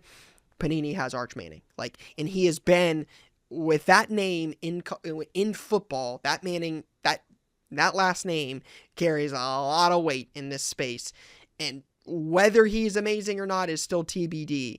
But when you talk about the best-selling college football athletes in the last couple of years, Arch Manning is at the top of that list. He's very, very high, and there is going to be phenomenal buzz around Arch Manning in a class that will be insane for hype, for buzz. I'm going to be very curious to see if the draft this year has trades for next year's first, because those are going to be coveted in a class that's going to have Arch Manning and Dante Moore and Jeremiah Smith, and then Colin Simmons and Dylan Stewart, and are guys like Sellers or Lagway or Rayola or Sayin. Are those guys going to do anything? And are those guys going to go pro? There's going to be a lot of buzz next year about that class, with the best wide receiver prospect in a little while. Probably, I mean, what, Jamar, right? Like, you got to probably go back a little while. You're going to have a big time wide receiver prospect. You're going to have a quarterback with the last name Manning. Man, this guy's stuff is going to be in demand. Now, I'm not saying I'm going to keep it going into the season. Like, Arch Manning does have a lot of stuff. He's been in national silver and gold packs. He's been in Prism multiple years. He's had Panini instant cards. He's been in National Treasures Collegiate with flawless variations in those sets. Arch Manning's been in product for years. He's got a lot of stuff out there. I think your point is very true. He's got cards in every different price point. But if you're looking for a guy that you say, who is going to be hot at the national in the college football space, Arch Manning is number one on that list. It's not going to be close. Whether you agree if he's going to be good, that's a whole nother conversation. If you say who will be hot, whose stuff will sell well when the national comes around, when Fanatics Fest is here at the end of July, number one, you can go ahead and pencil it in right now, Arch Manning. Yeah. Yeah, so I'm more of like the $50 and under on the Arch stuff, but yeah, it's going to be hard to not continuously buy because it's just I think he's back. He's back in the number one mocks and all over the place. Last name Manning, loaded quarterback class, and he kind of leads that. So yeah, I'm in on Arch. Yep. All right, number two. Okay, number two, you mentioned him in this last little bit. And also a guy who's got like, hey, he could be the number one pick, and they've been saying this for a couple of years, Jeremiah Smith. And I just feel like the best wide receiver, the best prospect. If you had him in this year's draft, I'm sure there are arguments, hey, he could go, I guess maybe not for Mendoza, but he would go number two behind Mendoza. And similar to Caleb Downs, hey, if this draft were to happen after his freshman season and he was eligible, he might be number one, or he's like the number one receiver. A lot of people off the said that. board. So he's been the number one wide receiver in the draft for the last 2 seasons, and now we're going into his 3rd season with all of that. Another guy who's got cards at a bunch of different price points as well, just with Prism variations and such, and you can get right into the high end. But yeah, I just feel like he's had the hype since he stepped foot on campus. He's legitimized it, and we've got 6 months of offseason where he is the number one wide receiver on every list you're going to see this offseason, top 100 players in college football. He's probably one or two or three at the absolute very worst. So I just feel like you ride that Yep. hype. Go get you some red ice prisms. Go get a nice little numbered to 399 red, whatever the case may be. I like buying Jeremiah Smith. Yeah, if you think my Ohio State bias is there, I mean, I try to be as unbiased as I possibly can. Ask somebody else their opinion of, listen to McShay or Kuiper or any of the college football experts, the draft guys, the pros. Ask anybody about Jeremiah Smith. This dude's. I got to watch Marv at Ohio State. It's Garrett and Emeka and JSN in the Rose Bowl shatter records, and I've seen a lot of Ohio State wide receivers, and just the last. I mean, since the Terry, Johnny Dixon, Paris Campbell days, even if you go back to that time period, like the 2019 Haskins team, or 2018 Haskins team, Myers last year, and you come up and you look at those wide receivers and be like, dude, JSN was all pro. He's offensive player of the year. He had 1,700 yards. Jeremiah Smith, he's better than all of them. Like, his potential is like, it's nuts, man. Like, I remember going to opening day, Jeremiah's freshman year, and I'd field passes, and I'm down there, and the guy comes out, and he looked at that age like a 24-year-old NFL wide receiver. Just to be built like that at 18 years old, and then to deliver, right? Like the third and 11 play in the national championship. Like, you look at the Michigan State catch. I was in attendance for the Iowa catch. He's unguardable in single coverage. Yeah, you're just talking about a sure thing. The only knock on the Jeremiah Smith and buying the cards is just the supply, right? Like, he's a Panini guy. Like, he's not in one product. This is not an Arvell Reese case where he's so good, but he doesn't have a lot. Like Jeremiah Smith, he signs. Another key point, though, it's interesting, is the two guys you mentioned, the top two, which are very, very valid for guys that will have a lot of buzz going into next season, are both Panini exclusive athletes. Neither one of them have Topps cards. Very interesting. They both have an ample amount of supply, but they are both very much Panini athletes. Yeah, it'll be interesting to see, how their product continues to go about it Yep. with just those are the two top guys. They've got Rayola, they've got Sayan, like they've got some of the top guys. I mean, Rayola's on the bench now, but they've got the top guys in the market. Yep. Interesting. Crazy. It again, another conversation for another day. What would Bowman Chrome U have done if Mendoza and Indiana were actually 9-3? Fair. Very interesting argument that Fernando Mendoza saved Bowman Chrome and Bowman's best. Bowman Chrome U is the greatest. That is my favorite college football product. I love that product. That product probably looks a lot different with Fernando Mendoza being, subpar instead of national champ, undefeated, number one pick, all of those things. Like, that adds a lot to weight to a Bowman Chrome U product where it was him and Bryce, underwhelm, who doesn't, didn't do anything. Now, again, that could still change. Hopefully it doesn't, go Bucks. But, man, in a year where it wasn't super great, and the biggest names in college football, you said it, Caleb Downs, Arch Manning, Jeremiah Smith. You look at those guys, those are some big names. They're Panini guys. Jeremiah Love wasn't in Bowman Chrome U this year. Yeah. You look at some of the top guys, a lot of them are Panini or weren't even in Bowman Chrome. I'd be curious to know if Topps signed Fernando when he was at Cal or if they caught him after the portal. Because that would have been crazy if they signed him when he was at Cal and then they got lucky there too. Probably got a deal on that. Yeah. So, all right, number 3. You also mentioned this guy. This guy I have loved. You mentioned Dylan Stewart, and I'm like, he's been great. He's been sensational, but I've always been a Colin Simmons guy.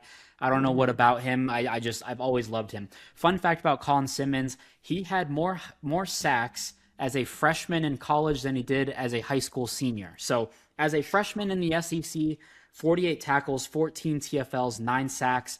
This past season, his sophomore season, 43 tackles, 15 and a half tackles for loss, 12 sacks.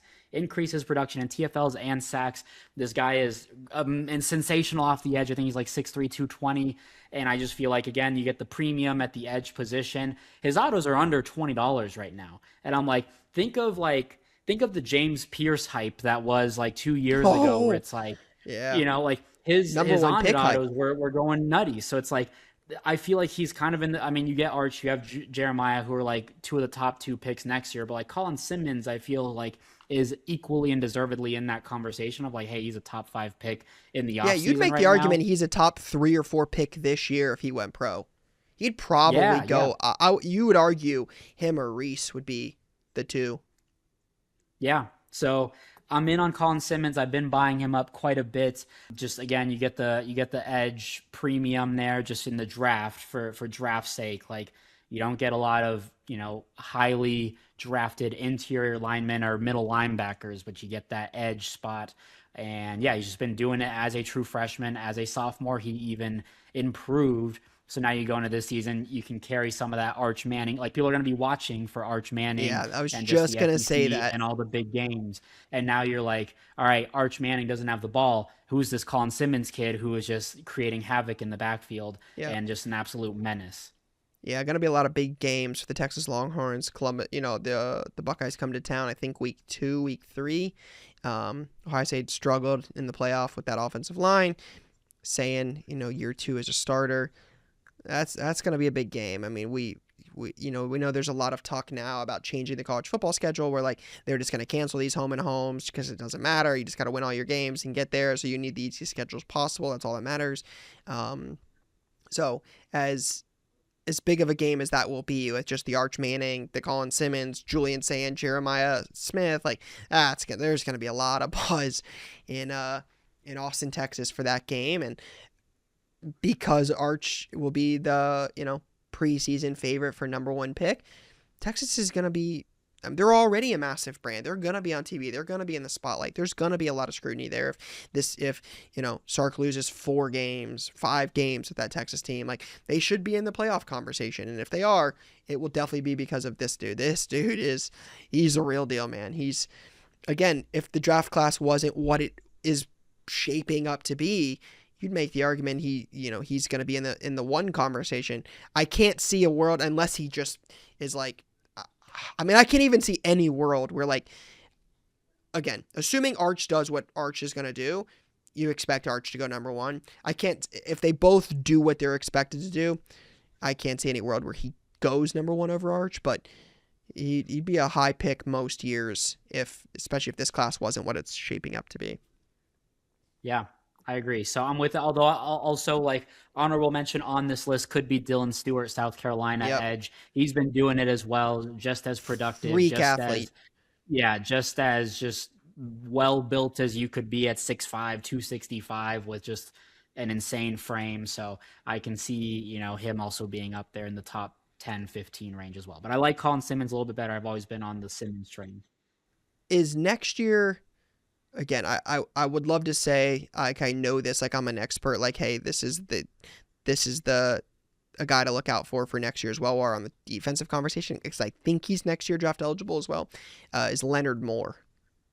Notre Leonard Dame Moore. kid. Yes. Absolute dog. Yeah. Yeah, I think he was a true freshman so last year as yeah, when they went to the national title. I think you're right. I think he is Yeah, next year. 27 draft. Yeah. Yep. Scouts viewing him as a potential top 10 pick in the 27 draft class. Next year's draft class, 27's draft, is going to be crazy.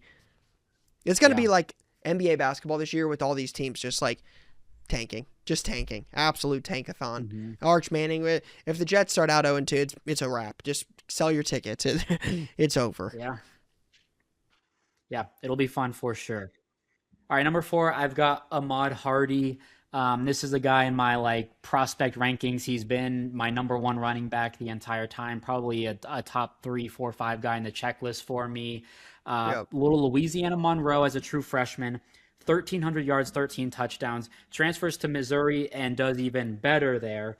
1,600 yards, leads the Power Four in all rushing, 16 touchdowns this season.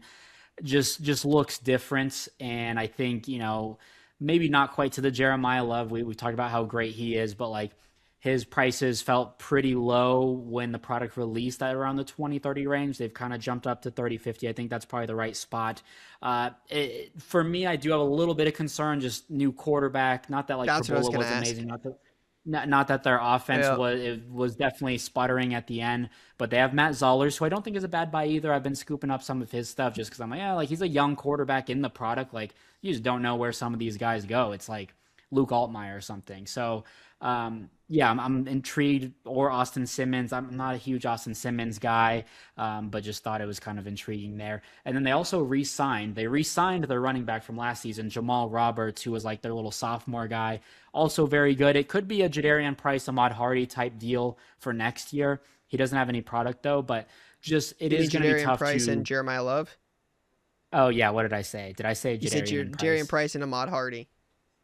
Oh, sorry. Jadarian Price and Jeremiah Love. So it could be a solid little duo like that.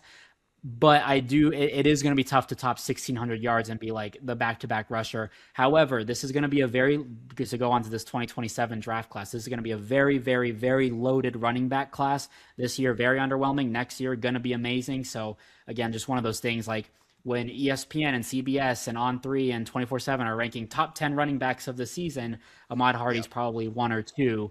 And then you have, everyone's going to talk about how elite this running back class is, and he's at most likely the top of it. So I like buying yeah. Ahmad Hardy. Ahmad Hardy, a Stockwatch regular. He was on the list, I think twice. Um, Definitely elite. A couple points in the season. Obviously, I didn't know he finished that way, but we talked about leads the country in rushing, leads the country in rushing. Like you had brought it up a few times. If we're looking for running backs for next year, obviously, I love Bo Jackson at Ohio State, but the way Jaden Ball ended the season at Florida, um, I don't know, man. That dude can run. I was hoping he'd go in the portal and end up in Columbus. That's what I was kind of hoping for. Um, but I think your point about like the potential the two back combo, like we've seen that a couple times lately. Singleton and Allen did it. Quinshon and Travion did it. Price and Love did it. And I think your comparison's pretty good there because I think if you look at Price and Love, like there's a clear number one. Like there's a clear number one. Like Travion and Quinshon Judkins was like, 1A, 1B. In Allen and Singleton was always like Singleton was number one, and at the end it was like, okay, maybe this Katron Allen kid's probably a little bit better. Maybe we should give it to the guy that's more talented than the guy that's been here longer. I think that's what happened towards the end of the Penn State time. So you might, I think with Hardy, like 1,600 rush yards is no joke, and he's clearly been doing this. If you're asking me who I'm buying for the start of next season, the Jaden Ball auto thing, it intrigues me a little bit, man. It I also don't love the fact that they lost. I mean, quarterback isn't that where didn't they lose? Was it Drinkowitz? They lost Who their was their? OC. I thought their coach left too. He was now you're making me second guess this, but he was like all the rage for Penn State. No, yeah, he's still there. He did stay. Yeah, because they got Yeah, Campbell at but Penn State, right? yes, yeah, he was all the rage for Penn State. But they did lose their offensive coordinator. It's Kellen's Moore brother. And now he's at Washington State. But again, that offense looked pretty rough the final 5 games of the season, where it's like, maybe it's best that you move on from him. So we'll see. Elite talent for sure. Don't know if I love Missouri from a selling perspective. Lose the Yes. OC, some turnover there. They bring back the other guy, the backup as well. Re-sign him. I don't know. This is one we might differ a little bit more on. Give me Jaden Ball. Okay. Yeah, no, I mean, next year's class, you've got Nate Frazier. You have Ahmad Hardy, Isaac Brown, who's been banged up. Justice Haynes was banged up this Isaac year. Brown's Raleek another great Brown. one. Yeah, Raleek. He probably would have been on this list if he wasn't banged up so much this season. I love him. Good little running back and under like Yeah. $15. And Nate Frazier is one of those guys that again, this is a real Georgia thing we're starting to see at this point. Like if you're keeping an eye on college football stuff, keep an eye on Georgia stuff. Nate Frazier stuff, it moves. Like Bowman's best jersey autos, like numbered of him, like those are like $50 cards. Like his Nate Frazier stuff sells incredibly well. Yeah, and another guy who I probably could the running back class is so deep that it's like Baugh, Hardy, Frazier are probably like one A, B, C to, and if those are your number one guys, I'm not mad at you, but I'm just gonna go Ahmad Hardy just because I've been on him since the jump, so I'll stick with it. All right, last one, Nick. Sorry. This I know is who this this is is. gonna be very This is humbling. another one of those people. I don't understand how you put him on this list. I have no idea. This is like everything you're always against. This guy has more stars than touchdowns. I've heard it Yes. 7,000 times on this podcast. This is very humbling, and I'm going to make a formal video about this myself. But here's my case. So it's Nick Harbor, South Carolina wide receiver, famously a 5-star player, number one athlete in the country, 6'5", 240 pounds, runs a 4.240, yada yada. Through his first 31 games of his career, he had 5 touchdowns. He had 1 touchdown his freshman season. It was against Furman. He averaged 1 catch a game. In his second season, he averaged 2 catches a game, averaged 28 yards per game. I didn't see it. This guy had more touchdowns or more recruiting stars than touchdowns. In his final 5 games of the season, Ryan, he had 17 catches, 362 yards, and 5 touchdowns. He had 100 plus yards in his final 2 games of the season. He's increased production each of the last 3 years. That is exactly what I want to see. Nick Harbor did not have a single touchdown until the final like 5 or 6 games of the season of this year. And then he decided, hey, I'm the 5-star number one athlete in the country. I'm going to show up and I'm going to do it. So now one of my favorite buys, that's exactly what I wanted to see. I have a formal apology coming out soon. I just need to record the video. But yeah, I've been notoriously, this guy has more stars than touchdowns. This guy is all hype, yada, yada. I don't care that he's 6'5". I don't care that he runs a 4.240. He averages 1 catch a game and his touchdowns against Furman. And then he goes off in the final 5 and increased production each of the last 3 years. I'm banking on him to go 4 for 4 there, 800 yards next season. I'm in on Nick Harbor now. He finally did it. He finally proved me wrong. I have him as my a top 5 buy heading into the season. Is that what you wanted to hear, Ryan? I don't know if it's what I wanted to hear. It's just kind of surprising to hear. Now, let me ask you this. Are we going to complete this trifecta here? It sounds like we might have moved off this like 3-headed monster, the second UW. And we might, should we say, Dylan Stewart, Nick Harbor leads us to notorious CC2 favorite for a potential draft spot in upcoming draft class. Not your guy yet, Lenore Sellers. I'm open to the idea. Just saying. Before I'd say nope, I'm not entertaining it. I'm open to the idea. We'll see I need to look at their portal. Apparently, they vastly improved their offensive line, which they needed to, which obviously is not good if you don't have one in college football or just football in general. And so we'll see. But and I also need to look at their schedule. I do think that they have a somewhat favorable schedule to start the season, if I remember correctly. I did just break this down like a couple days ago, but yeah, Lenora Sellers, I'd be open to it. I mean, I think now here's the thing. I think his prices are like probably as low as they've ever been. Low. And I did actually Low. buy. I bought like I think I maybe got it in the mail last week. My first ever Lenora Sellers auto. So I guess I am more than open. I'm willing to spend U.S. currency now. I'm bidding on his cards. So who knows? All right. Last but That not was least. humbling. Yeah. All right. We got to recap 3 up, 3 down Stockwatch from the season. Some guys to keep an eye on for the NFL draft, some plays there, and then potentially some longer term plays on who we're keeping an eye on, who we're buying for maybe the start of the next football season. But I think you also said you have a value box guy this week. You want to talk about, just highlight as we wrap up this episode. Yes, I do, and you'll be pleased about this one. It is Ohio State Buckeye Chris Henry Jr. So just a guy, his autos are up, and just one of those things. I feel like I see a lot of people like just getting steals of this guy, and that's a $50-$60 auto, and he's going to be at the wide receiver U behind Jeremiah Smith. Now, is he, where does he fall in, kind of the pecking order there, I guess? I don't know. Like, is he going, I imagine he's a day one starter. He's solid there. I don't know. You're more educated there, but that's a very expensive auto. Yeah, I mean, honestly, I need to sit down and, look over the Ohio State receiving room after Carnell Tate, projected, top 10 pick, leaves. Mylan Graham and Quincy Porter, both former 5-star kids, both go to Notre Dame.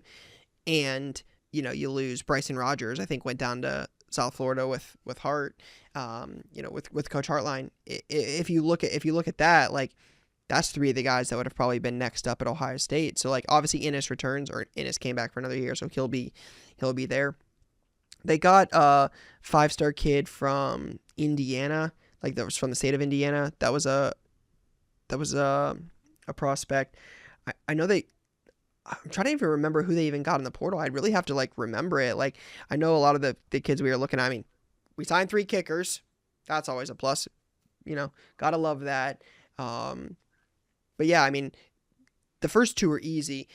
I have a hard time imagining a world where Chris doesn't see the field. I mean, guys like, 6'5", 6'6". I mean, he's ginormous. I mean, he's been down there for a couple, at the Buckeye games. He's been down there for, like, recruiting visits. I mean, he's ginormous. He's humongous. He's just so tall. They brought in that Cortez is it Hankton, I think? That's the LSU wide receivers coach that was there for, like, BTJ, Neighbors, some of those guys. That was the Heartline replacement. But yeah, brought in a couple guys. I would imagine he's there. I mean, this seems like a very clear and away Jeremiah Smith over and over again type offense next year. I don't see a world where Ohio State tries to replicate what they did last year. This, let's slow teams down. I brought it up 50 times. Like, let's just slow teams down. Let's change the pace of play. Let's play less. Let's be ready for the playoff. And then you can't turn it on in the playoff, and then you lose in the playoff after losing to, IU in the Big Ten title. I don't think Ohio State's going to do that. It cost Jeremiah Smith the Biletnikoff. I think this is, you have the best player in college football on your team. Maybe we should give that guy the ball kind of offense.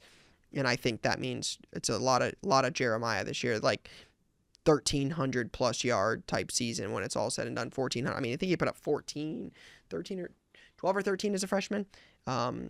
We'll see. I mean, it's hard to imagine a world where Chris Henry doesn't play, but he's also, I would almost kind of counteract your point around, like, do you think most people don't know who Chris Henry is? I mean, maybe because it's a Leaf auto or something like that, they're a little turned off. But Chris Henry Jr. has been the number 1 prospect in football for a minute. Like, that's a big name. I feel like I feel like there are people who have no clue. It's in a modern day uniform, so it's not like you can kind of tell, like, oh, Ohio State. I feel like I see more people getting, like, a solid $20 auto. Hey, it's in a $5 bin or something. I feel like he's not quite at that, like, whoa, everyone knows this kid is coming up. Yeah, that's fair. All right, let me give you some rapid fire. You got a couple guys you're spending your money on for the start of the college football season. I want to give you a couple rapid fire ones. All right. CJ Carr. I don't think his supply, like, I think he only has Leaf at this point. Am I right? So he's actually an Onyx. The Onyx vintage set would just drop. Okay. However, have you seen the design of those? Yeah, They I put saw you talk about this. crease in the middle, like it's a designed crease on all their autos. Yep. Yeah, crazy. It's not good. Yeah. Again, there's a couple guys I look at like a CJ Carr, and I look at some of the surrounding pieces, and I'm like, all of these guys could be potential pieces. We talked about it before that I believe Notre Dame, I said this when CJ Carr was kind of coming up during the season last year, Notre Dame's going to be preseason. They're going to be pretty high in some of the preseason rankings, and Carr is definitely going to be leading that front. There's a couple reasons. Again, I think Marcus Freeman's a good coach. I think Notre Dame has talent. I love Leonard Moore. They signed Keon Keeley. That's the former 5-star kid, Ohio State, and Bama went down to the wire at. Didn't really do a lot of Bama. Gets in the portal, goes to Notre Dame. They got 2 5-star wide receivers from Ohio State in Porter and Mylan Graham. Like, Notre Dame, that's also a major college football program.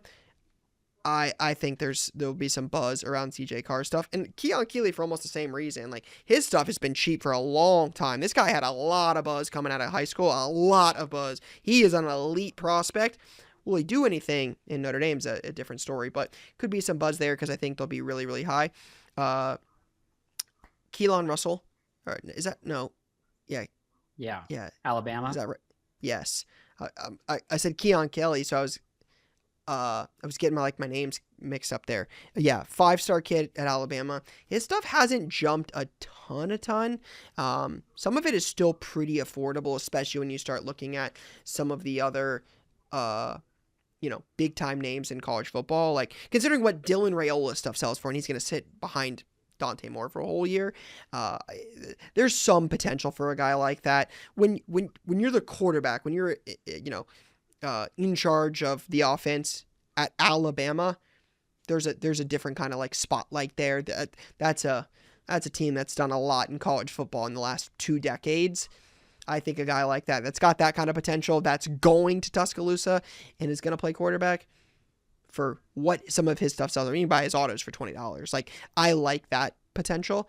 And then, I mentioned it earlier, but Dante Moore, there's a lot of buzz right now about Arch Manning, and this year it was Mendoza. Dante Moore chooses to come back to school. It was allegedly for $7 million. They've got Raiola to sit there, and Raiola is an interesting play, 12 months from now or 8 months from now, once the season really gets going. But Dante Moore autos are like $30, $40, $50.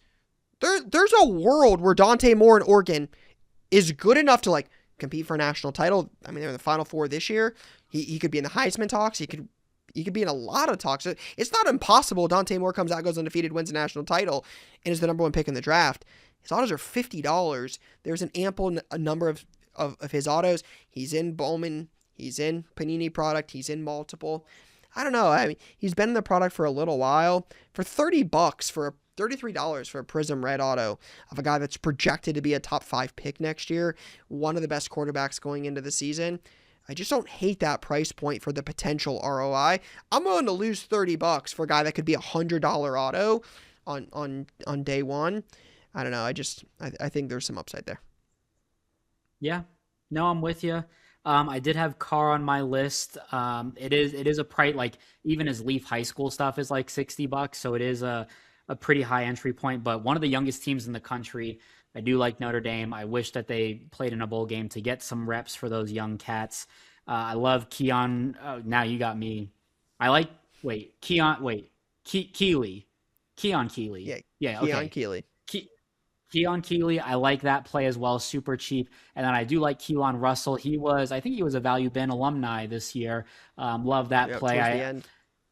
He was the number 1 quarterback in the country, I believe, if not number 2. And his film looks elite. If you want to go see high level high school football, go watch his Huddle. Incredible stuff. And then Dante Moore did not have on my list, but I don't hate it. Again, we've talked about it where it's before the playoffs, there's hey, he's either going on a playoff run or a Heisman favorite, or draft or whatever the case may be. There's a lot of exit points for Dante. So I'm with you. Well, we could talk about this forever. 90 minutes seems like a good amount of time, so I think we'll call it here. But we'll be back before too long. We'll get into some more of this very, very soon. But for now, that's all I got, guys. Peace. All right, big episode today. Longer episode than normal, but we still have some. We still got some latest launches, some new product to talk about. A lot of stuff coming out, and I would imagine this doesn't slow down for a little while. Panini, I believe, loses the license at the end of March. So we're roughly 6 weeks away from that. I would imagine this only gets more and more full on release weeks. You're going to see multiple football, I would imagine. There's some big Pokemon on here. There's non-sport. There's everything. Listen to this is just a product that is coming out this week. Someone's already come out, but this isn't including first off the line product, Select Football first off the line came in yesterday. That doesn't include this. Impeccable Live Golf, National Treasures Football, Prospect Edition Baseball, Stadium Club Baseball, 25-26 Fleer Ultra Hockey, Upper Deck Golf, V-Friends Spectacular Series Super Stickers, Select Football Hobby, Topps Chrome MLS Soccer, Leaf Pay Dirt Football, Topps Gilded Collection Baseball, and Pokemon Mega Evolution Ascended Heroes ETBs. Massive release in the Pokemon space. I think they're staggering that release. I know a little bit about it from some friends in the space that it's like a staggered release, like booster bundles, ETBs on separate dates, but I know that one will have crazy demand. I mean, Gilded Baseball and Stadium Club Baseball are great. We actually do well on Prospect Baseball. It actually moves pretty well because it is so cheap. National Treasures Football and Select Football in the same week is mind-blowing. Crazy. That never happens. Obviously, the losing of the license speeds up timelines tremendously. That's insane. Then you've got maybe some outside of the main 3 or 4 sports in the U.S., outside of basketball, baseball, football, even hockey. You got Chrome Soccer, and 2 golf products in 1 week. It's rare to get 2 golf products in 3 months. You get 2 of them in a day or a week. Actually, the same day drop. That's a pretty extensive release week. Little bit of everything. It's sometimes it can be really good. Sometimes it can be really bad. Gives you a lot of new options to move, new variety and offerings for customers. And then sometimes it's like, hey, you got crazy invoices due because you have 12 different products releasing at once. Customers might flock to one product over the other, might hurt one product while helping the other. Can sometimes it's good, sometimes it's bad, but we'll see. I have a hard time believing it's not good with 2 major football products dropping at the same time with Select and NT, because those are so different. NT is such a higher end release, while Select is not, $50 a box.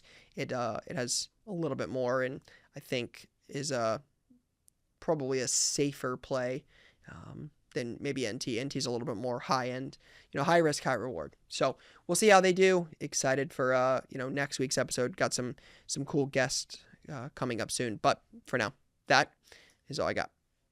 Peace, guys.